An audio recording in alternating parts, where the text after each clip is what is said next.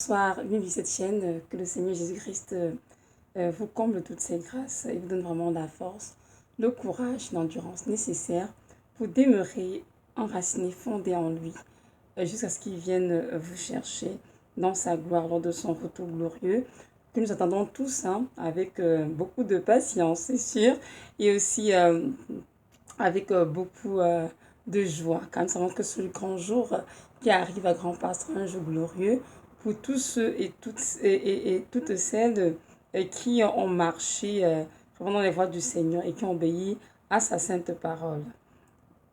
Aujourd'hui, nous sommes le 9 juillet 2018 et je vais apporter un message sur l'incrédulité. Donc, mon titre est ceci: Seigneur, viens au secours de mon incrédulité. Nous savons tous qu'en tant que chrétiens, à un moment donné de notre marche, nous avons été tous confrontés à l'incrédulité d'une manière ou d'une autre. Et cette expression est un extrait des Écritures, justement, le cri d'un père qui est allé voir le Seigneur Jésus parce qu'il voulait que son fils soit délivré d'un démon de mutisme. Et nous savons tous que le père de cet enfant avait été confronté à l'incrédulité. Donc nous allons ensemble parcourir le texte qui en parle pour pouvoir comprendre comment est-ce possible que l'incrédulité et la foi coexistent ensemble dans le cœur d'un chrétien. Donc voilà, ce sera dans l'objet de notre étude. Nous allons aller directement dans le texte qui est dans Marc 9. Marc 9, verset 17 à 29, c'est ça. Mais avant cela, je vais quand même définir c'est quoi l'incrédulité. Donc l'incrédulité, c'est l'état d'esprit, l'attitude de quelqu'un qui est incrédule, qui doute de ce qu'on lui dit. Et l'incrédulité, nous savons tous, est le contre de la foi, car la foi, elle, est une ferme assurance des choses que nous espérons et une démonstration de celles que nous ne voyons pas. Nous voyons bien ensemble que la foi et l'incrédulité sont vraiment deux mots contraires et qui ont vraiment des buts contraires. La foi nous permet d'entrer dans ce que Dieu a pour nous et l'incrédulité empêche Dieu d'agir dans nos vies, de nous bénir tout simplement. Nous allons donc lire le texte qui est dans Marc chapitre 9, verset 17, donc je vais lire. Et un homme de la foule prenant la parole dit: Docteur, je t'ai amené mon fils qui est possédé d'un esprit muet. En quelques lieux qui le saisissent, il le jette par terre. L'enfant écume, grince des dents et devient tout raide. J'ai prié tes disciples de chasser ce démon, mais ils n'ont pas pu. Alors Jésus leur répondit et dit: Ô génération incrédule, jusqu'à quand serai-je avec vous? Jusqu'à quand vous supporterai-je? Amenez-moi l'enfant. Et ils le lui amenèrent. Et aussitôt que l'enfant vit Jésus, l'esprit d'agita sur le champ avec violence. Il tomba par terre et survolait en écumant. Jésus demanda au père de l'enfant: Depuis combien de temps cela lui arrive-t-il? Depuis son enfance, répondit-il. Et souvent l'esprit l'a jeté dans le feu et dans l'eau pour le faire périr. Mais si tu peux quelque chose, secours-nous, aie compassion de nous. Alors Jésus lui dit: Si tu peux le croire, toutes choses sont possibles pour celui qui croit. Et aussitôt le père de l'enfant, s'écriant avec larmes, dit: Je crois, Seigneur, secours-moi dans mon incrédulité. Et quand Jésus vit la foule accourir ensemble, il reprit sévèrement l'esprit impur et lui dit: Esprit muet et sourd, je te l'ordonne, sors de lui et n'y rentre plus. Et le démon sortit en poussant des cris et en agitant avec une grande violence. L'enfant devint comme mort, de sorte que plusieurs disaient qu'il était mort. Mais Jésus, l'ayant pris par la main, le fit lever et il se tint debout. Puis Jésus étant entré dans la maison, ses disciples lui demandèrent en particulier: Pourquoi n'avons-nous pas pu le chasser? Il leur répondit: Ce genre de démon ne peut sortir que par la prière et par le jeûne. Donc voilà, ça c'est la parole du Seigneur. Donc nous pouvons voir que le père qui allait vers Jésus, qui est son enfant, au début il était incrédule, il doutait en lui vraiment. Pourquoi? Parce que tout simplement il a vécu vraiment une souffrance atroce avec son enfant depuis le jeune âge de l'enfant. Et tout cela vraiment n'a pas aidé. Et lorsqu'il a mené pendant l'enfant aux disciples de Jésus, Alors, il ne va plus chasser le démon, alors qu'il allait avec beaucoup d'espoir. Mais malheureusement, ça va marcher. Donc, cela contribue vraiment à renforcer son incrédulité. Et lorsqu'il a vu le Seigneur, il allait vers lui avec l'espérance que son enfant soit délivré. Mais aussi, il y avait aussi un peu de doute qui suscitait en lui parce qu'on voit au verset 22, il dit bien au Seigneur, si tu peux quelque chose, on va le lire ensemble, verset 22. Donc voilà. Donc, il dit verset 22. Non, non, c'est ça. Verset 22, il dit ceci. Si tu peux quelque chose, secours-nous et compassion de nous. Donc, nous voyons bien qu'il a dit au Seigneur, si tu peux. Donc, nous voyons aussi que son incrédulité se manifeste par ses paroles. Oui, si tu peux. Enfin, notre Dieu est le Dieu de l'impossible, justement. Notre Dieu peut tout faire. Il y a des fois, il ne veut pas agir parce qu'il ne veut pas de sa propre souveraineté. Mais nous, à notre Dieu, en effet, nous savons tous, hein, en tant que chrétiens, qu'à Jésus-Christ, rien n'est impossible. Mais nous devons nous approcher de lui avec une attitude de foi, avec une confiance ébranlable en lui qu'il peut faire ce que nous lui demandons. Si jamais Dieu ne veut pas agir dans une situation, c'est parce qu'il ne veut pas. Donc nous voyons bien que l'expression si tu peux démontre très bien que le père de l'enfant est incrédule. Et nous pouvons aussi voir hein, que les disciples aussi, alors tout le monde plus ce démon parce qu'eux aussi ils étaient incrédules. Comment est-ce possible? Puisque ces disciples marchaient avec Christ depuis un bon moment, ils avaient sûrement déjà eu à chasser des démons. Mais dans ce cas spécifique, ils n'ont pas pu le faire. Pourquoi je me dis probablement parce que ils ont ce manque de foi. Probablement la situation était peut-être plus coriace, une manifestation démoniaque plus sévère, plus ce qu'ils sont connus.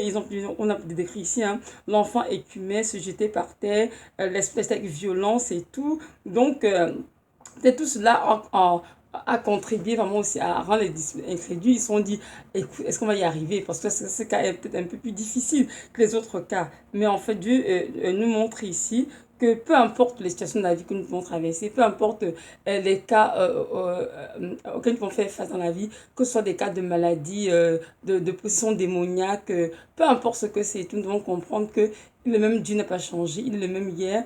Aujourd'hui, tellement, il peut faire toujours de grands miracles, mais tout dépend de notre foi. Donc, c'est à nous d'avoir foi en Christ, peu importe ce qui se produit. Et verset 24, on voit bien que le père de l'enfant, quand le Seigneur a dit, si tu peux, il a dit, je crois, Seigneur, si tu crois, pardon, toute chose est possible à celui qui croit. Et le père de l'enfant a dit, secours-moi, Seigneur, dans mon incrédulité, je crois. Donc, on voit bien que le Seigneur, avec cette parole, l'a aidé à vraiment comme augmenter sa foi, pour qu'il ait confiance en Jésus, que Jésus est capable de délivrer son enfant. Et en effet, nous avons vu jusqu'à la fin que son enfant a été complètement délivré de ce démon muet et sourd. Et c'était vraiment un grand miracle pour le père. Et j'imagine aussi beaucoup de réjouissance parce que son enfant était poussé depuis qu'il était tout petit, depuis son enfance dans la parole. Donc nous imaginons que tout parent serait vraiment très très très heureux de voir enfin l'enfant délivré. Mais le père a eu foi à la place de l'enfant et Dieu a agi. Donc dans nos vies aussi, nous devons comprendre que peu importe les souffrances par lesquelles nous passons, nous devons comprendre que Dieu n'a pas changé. Parce qu'il y a parfois, nous avons vécu des choses tellement difficiles, que lorsque nous allons vraiment voir le Seigneur, on y va avec le doute. Et on a foi dans notre cœur, en même temps on doute. Mais en principe, ce ne peut être ainsi. Nous ne devons pas douter du Seigneur, nous devons aller voir le Seigneur avec une foi ferme et inébranlable, sachant vraiment que ce que le Seigneur Jésus-Christ a prévu pour nous, c'est ça qu'il va faire, il va accomplir. À Dieu, rien n'est impossible. Donc, nous lisons la parole des Écritures, nous pouvons voir que le Seigneur fait beaucoup de miracles et qu'il n'a pas changé. Et lorsque nous regardons à nos propres vies, nous pouvons voir que Dieu a fait beaucoup de miracles.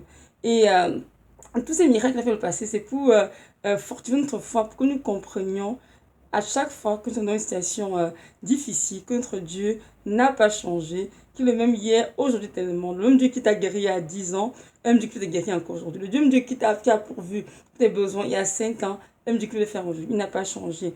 Et très souvent, nous savons que notre incrédulité se manifeste évidemment par le doute. Hein. Satan est constamment autour de nous aussi pour nous...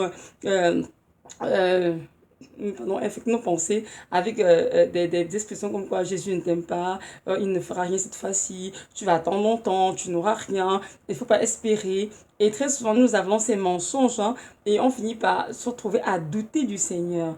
Alors que le Seigneur Jésus voudrait que tout enfant de Dieu, lorsqu'il est confronté à l'incrédulité, le Seigneur voudrait vraiment que cet enfant vienne à lui, afin que le Seigneur Jésus augmente sa foi. Oui, c'est important. Parce que quand on rentre dans nos vies, chacun d'entre nous a été confronté à l'incrédulité à un moment donné de sa vie, de sa marche chrétienne. Cette personne ne peut le nier. Mais le problème n'est pas là. Lorsque l'incrédulité s'installe, nous ne devons pas nourrir cela. Nous devons tout simplement rejeter cela rapidement, chasser le doute de nos pensées, notre cœur, et demander au Seigneur, dans la prière, beaucoup de faveur, d'augmenter notre foi dans la situation dans laquelle nous passons. C'est très important. Non pas oublier que Jésus-Christ, hein, c'est lui qui est l'auteur et le consommateur de notre foi, nous dit la parole. Et c'est lui donc qui produit la foi en nous par son Esprit Saint. C'est la raison pour laquelle la foi est un fruit de l'Esprit. Donc lorsque notre foi s'affaiblit, hein, devant des situations peut-être plus concrètes de la vie, c'est à lui que nous devons aller. Et c'est sûr par la prière, c'est certainement aussi par la méditation de la parole. Car n'oublions pas que la foi vient de ce qu'on entend. Ce qu'on entend vient de la parole de Dieu. Et d'ailleurs, il est écrit, on lit ensemble, hein, dans le texte, c'est dans Romains. Romains chapitre 10, verset 17, qui dit ceci. Ainsi, la foi vient de ce qu'on entend, et ce qu'on entend vient de la parole de Dieu. Donc, c'est sûr qu'un chrétien qui veut vraiment bâtir sa foi, ou augmenter sa foi, doit passer beaucoup dans les Écritures, dans la méditation de la parole, parce que c'est en méditant les les Écritures que le Saint-Esprit augmente sa foi, vraiment, il donne vraiment d'avoir une confiance inébranlable dans ce que Dieu lui a dit, dans la promesse que Dieu lui a faite. Donc, il est important aussi de noter que l'incrédulité ne doit pas être prise à la légère dans nos vies. L'incrédulité est un péché. Et je sais que peu de chrétiens le voient ainsi. Moi, je sais que dans ma propre vie, pendant plusieurs années, j'ai toujours été incrédule. Et donc, ça dit, je doutais de ce que Dieu m'a dit, de ce que j'attendais de moi. Et je peux vous assurer que jamais je n'ai vu que c'était vraiment comme un péché, quoi. J'ai tout pris ça comme avec beaucoup de légèreté. Jusqu'au jour où le Seigneur m'a conforté, il m'a fait comprendre que le fait que je sois constamment de douter le blesse énormément. Quelque chose qu'il a déjà dit dans ma vie, quelque chose qu'il a déjà promis, je dois tout simplement m'aligner là-dessus par mes pensées, mes paroles et mon attitude et laisser ces choses prendre place dans ma vie autant voulu par lui. Mais passer mon temps à multiplier des paroles d'incrédulité, des pensées incrédules, ne glorifie en rien le Seigneur. Donc, nous devons comprendre que l'incrédulité nous fait douter de ce que Dieu a dit ou a fait dans nos vies. Et nous comprendre que la foi est la substance qui nous aide justement à aller dans le monde spirituel et à amener à l'existence dans le monde réel, le monde naturel dans lequel nous vivons, ce que Dieu a accompli pour nous. Donc, si nous sommes incrédules, nous sommes sûrs que nous serons privés, nous serons privés de beaucoup de bénédictions de la part du Seigneur. Et nous devons comprendre que l'incrédulité est un état d'esprit qui blesse énormément le cœur du Seigneur. Et c'est important de comprendre qu'il faut confesser cela comme un péché, vraiment rejeter cela et demander au Seigneur, comme notre frère dans la parole qui a dit, Seigneur, viens au secours de mon incrédulité. Et assurément, Dieu viendra. Notre Dieu est fidèle. Hein? C'est lui qui est de Dieu qui fait l'œuvre en nous. Donc, il connaît nos faiblesses. Nous sommes faibles. Il ne faut pas nier que nous sommes faibles. Il ne faut pas courir vers les hommes de Dieu, ça et là, ou vers les femmes de Dieu, ou bien vers les frères qui sont en Christ. Non, il faut aller à Jésus, qui a la capacité d'augmenter notre foi. Et il le fera parce que c'est un Dieu fidèle. Nous allons lire ensemble aussi notre texte qui est dans Jacques, Jacques chapitre 1, après verset de 5 jusqu'à 8. Donc on dit ici, Jacques 5, Jacques 1, pardon, verset 5 à 8 dit ceci. Et si quelqu'un de vous manque de sagesse, qu'il la demande à Dieu, qu'il la donne à tous libéralement, et sans reproche, elle lui sera donnée. Mais qu'il la demande avec foi, ne doutant nullement, car celui qui doute est semblable au flot de la mer, agité, poussé ça et là par le vent. Qu'un tel homme ne s'attende pas à recevoir quelque chose du Seigneur. L'homme double de cœur est inconstant dans toutes ses voies. Amen. Dans sa parole du Seigneur, hein, qui est vraiment très clair dessus. Nous allons aller Ici, on parle de la sagesse, c'est sûr, mais ça peut être n'importe quoi. Ça peut être de quoi se vêtir, de quoi manger, ça peut être pour une guérison, pour une délivrance. Peu importe ce que c'est, nous devons aller au Seigneur, demander avec foi, sans douter. Parce qu'il dit d'abord que si nous doutons, nous sommes semblables au fond de la mer, agités, poussés ça et là par le vent. Donc, c'est-à-dire, nous sommes inconstants. Et il dit bien qu'un homme qui est inconstant ne recevra rien du Seigneur. Donc, nous devons nous attaquer aux formes d'incrédulité avec beaucoup de, comment dirais-je, d'hardiesse et comprendre vraiment que l'incrédulité attriste le cœur du Seigneur et nous empêche de recevoir les bénédictions qu'il a faites pour nous. Donc c'est important vraiment de renoncer à l'incrédulité. Et si on fait face à l'incrédulité, ne pas se sentir condamné, mais juste aller vraiment dans la front du Seigneur et demander de l'aide afin d'être vraiment délivré. Donc nous devons demander vraiment sans douter. Il dit au verset 8, l'homme double de cœur. C'est-à-dire un homme double de cœur, c'est un homme qui tantôt a la foi, tantôt manque de foi, tantôt il croit, tantôt il est incrédule, tantôt il est sûr que Dieu fera, tantôt il doute dans son cœur, il n'est plus sûr si Dieu fera. Donc, du coup, un tel homme est inconstant dans ses voies, effectivement, parce qu'il sera toujours ballotté, ça et là, hein, évidemment, par toutes sortes de choses. Il ne pourra pas avoir une foi ferme, inébranlable en Christ. Alors que Jésus-Christ est mort à la croix, afin que nous puissions avoir une foi ferme, inébranlable en lui, quelques secondes vont vivre. Nous savons tout ça, qu'il est que la parole, que sans la foi, il est impossible d'être agréable à Dieu. Car ceux qui s'approchent de Dieu doivent savoir que Dieu existe et qu'il est le rémunérateur de ceux qui le cherchent. Donc, si tu es un enfant de Dieu et que tu es un enfant du Seigneur avec foi, il va te récompenser parce que tu as confiance en lui. Il ne pourra pas détourner son visage de toi. Donc, c'est important de comprendre que nous devons constamment avoir foi en Dieu. C'est très important. Nous devons donner tout au Seigneur avec foi. C'est très important. Et dans les petites choses comme dans les grandes choses. Quand on demande au Seigneur des céréales ou du lait pour la maison, on doit avoir foi. Quand nous demandons au Seigneur la guérison, on doit avoir foi. Nous, au Seigneur, la délivrance, nous devons avoir foi. Que Dieu est capable de son trône, de nous toucher de son trône et de nous délivrer. On n'a pas besoin d'aller voir les hommes de Dieu ou bien les prophètes, ça et là, non. Dieu peut nous délivrer dans notre propre chambre, mais Dieu veut que nous ayons foi en lui. Donc, ça, c'est important. Nous avons l'exemple d'Enoch dans la parole.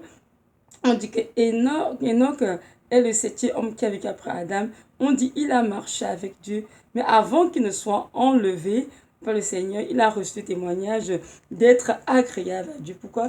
Parce qu'il avait foi en Dieu. Donc, parce que nous avons foi en Dieu, nous sommes agréables. Donc, lorsque nous avons foi en Dieu, nous sommes agréables au Seigneur. Et son cœur est vraiment très, très réjoui de voir que son enfant a totalement confiance en lui et le Seigneur est fortement réjoui. Nous avons aussi notre cas de la parole là, où vraiment les gens étaient incrédules. Ils ont fait ensemble, on en parle tout à l'heure, ce que l'incrédulité a causé à l'endroit du Seigneur. Donc le texte se trouve dans Matthieu 13, le verset 54 à 58. Matthieu 13, 54, 58, je vais lire. Et s'étant rendu dans sa patrie, il enseignait dans la synagogue de telle sorte que ceux qui l'entendirent étaient étonnés et disaient, d'où lui viennent cette sagesse et ces miracles? Celui-ci n'est-il pas le fils du charpentier? Sa mère ne s'appelle-t-elle pas Marie? Et ses frères ne s'appellent-ils pas Jacques, Joseph, Simon et Jude? Et ses sœurs ne sont-elles pas parmi nous? D'où lui viennent donc toutes ces choses? Et il était pour eux une occasion de chute. Mais Jésus leur dit, un prophète n'est déshonoré que dans sa patrie et dans sa maison. Et il ne fit là que peu de miracles à cause de leur incrédulité. Donc, une fois de plus, hein, le Seigneur Jésus-Christ s'est rendu à Nazareth, dans sa patrie. Il a enseigné, comme d'habitude le faisait dans les autres synagogues, mais ses propres, on pourrait dire, voisines, n'ont pas reçu la parole, parce qu'ils étaient incrédules. Donc, nous voyons aussi que le Seigneur Jésus-Christ était déshonoré dans sa patrie, parce qu'ils n'ont pas vu en lui un prophète, le Dieu en fait qui pouvait faire des miracles. Ils ont commencé à le comparer à un tel, mais ses soeurs sont parmi nous, ses frères sont ici avec nous, c'est le fils de Marie, de Joseph, alors d'où lui viennent vraiment toutes ces choses, cette sagesse, ces miracles, alors qu'ils auraient dû juste vraiment répondre à la prière de nous donner, c'est-à-dire d'avoir foi en Christ, laisser Dieu agir tranquillement comme l'habitude. Et nous voyons bien ici que leur incrédulité a bloqué l'onction. En fait, l'intention de se répandre et par conséquent, la main de Dieu n'a pas du tout agi. C'est ça qu'on dit la parole qu'il n'a fait aucun miracle. Du moins pas aucun, mais quelques miracles. Il a fait très peu de miracles à cause de leur incrédulité. Donc notre incrédulité vraiment empêche Dieu de nous toucher, d'agir puissamment comme il le veut dans notre vie. Donc c'est important vraiment de renoncer à l'incrédulité et de prier le Seigneur de nous aider vraiment à avoir une foi ferme en lui. Oui, c'est très très important. Et on voit vraiment dans des assemblées qu'on y va souvent, il y a des prédicateurs, lorsqu'ils donnent le message, dans une assemblée où il y a des chrétiens vraiment qui ont foi en Christ, des gens qui sont eux. Très souvent, on voit qu'il y a beaucoup de miracles qui prennent place. Mais dans une assemblée où il y a des personnes incrédules, qui murmurent, qui résistent à la parole, on voit très souvent que Dieu se manifeste très très difficilement. Et moi, j'ai vu ça très très souvent. Et nous pouvons aussi voir, hein, même au niveau des prédicateurs qui voyagent ça et là, fait des croisières. Moi, j'ai entendu beaucoup de témoignages de prédicateurs qui sont allés en Afrique, en Occident, en Inde, tout ça. Et ils peuvent vraiment témoigner qu'à chaque fois, ils sont dans des pays vraiment en voie de développement, comme dans beaucoup de pays de l'Afrique, beaucoup de pays du Moyen-Orient et tout le reste. Ils ont vu que la foi était très très grande et Dieu se manifestait puissamment. Il se produisait beaucoup de miracles. Mais lorsqu'ils prêchent en Occident, on dirait que la foule est comme figée. C'est comme il y a comme un foie glacé de sang, glacé dans la salle. Pourquoi? Pardonnez-moi. Pourquoi? Parce que les gens ils raisonnent beaucoup. Et de raisonnement, c'est une forme de doute, une forme de doute aussi, hein, raisonner. Et ces raisonnements, tous ces forteresses dans les têtes, empêchent aussi les gens de recevoir ce que Dieu a pour eux. Empêche la présence de Dieu de se manifester. Donc c'est important, mon Seigneur, de vraiment comprendre que nous sommes à la maison, que nous sommes dans une assemblée, que nous soyons dans une communauté chrétienne, peu importe où. Lorsque nous ne connaissons qu'un prédicateur et c'est pas du Seigneur, nous devons avoir foi, pas en lui, mais en Jésus-Christ. Donc peu importe où on se trouve, nous devons avoir foi en Jésus. Et quand nous demandons quelque chose, Seigneur, ayons vraiment cette conviction inébranlable que nous demandons. Si c'est dans sa volonté, il le fera. Et comme je mentionné dans ma vidéo que j'ai précédemment, où je parlais justement d'avoir une foi inébranlable en Jésus-Christ, j'ai mentionné que c'est important de demander au Seigneur les choses qui sont nées de son cœur. Nous devons réclamer les promesses que Dieu nous a faites effectivement. Non pas aller vers le Seigneur avec des promesses charnelles pour satisfaire notre convoitise charnelle, non. Nous devons vraiment nous appuyer sur les promesses qui ont été faites par le Seigneur et vraiment des promesses qui glorifient son Saint-Nom et de laisser agir à son temps. Est-ce que nous avons foi, même si ça prend des mois, des semaines, des années, le Seigneur finira par faire ce qu'il a dit parce qu'il est un Dieu fidèle. Donc nous devons retenir vraiment à la fin de cette vidéo que l'incrédulité est un péché qui se manifeste par le doute et nous empêche de recevoir pleinement ce que Dieu a accompli pour nous, croix de Golgotha. N'oublions pas que nous vivons dans tout déjà accompli. Donc Dieu a tout fait pour nous, il faut juste le recevoir maintenant. Mais il faut que nous ayons foi.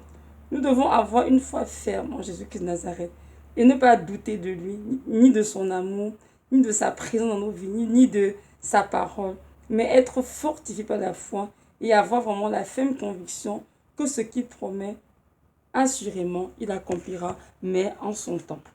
Amen. Parfois, Dieu, il a fait une promesse, mais ça tarde. Il est silencieux. Ça ne veut pas dire qu'il nous a oubliés, ça ne veut pas dire qu'il ne fera pas ce qu'il a dit, mais il prend son temps parce qu'il est en train de nous éprouver aussi, pour voir notre foi jusqu'où elle va, jusqu'où elle tient. Mais le silence ne veut pas dire qu'il nous a oubliés, qu'il ne fera rien, non.